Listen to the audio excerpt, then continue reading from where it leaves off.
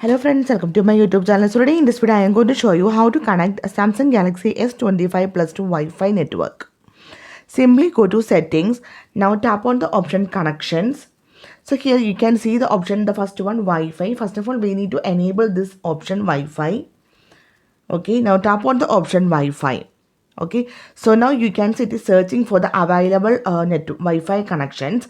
So from the list of connections, you need to select your Wi-Fi. So here I am going to select this one, Wi-Fi 2024. So here we need to enter the password. Yeah, after enter the password, tap on connect. Yeah, you can see this connected. So after connected this Wi-Fi network, you can see the Wi-Fi icon on the top status bar. That means you are successfully connected to Wi-Fi. Right, I will show you the closer view, then you can see.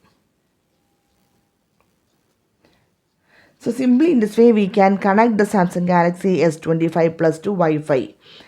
So hope you guys enjoy this video. Thank you for watching. Thank you. Bye-bye.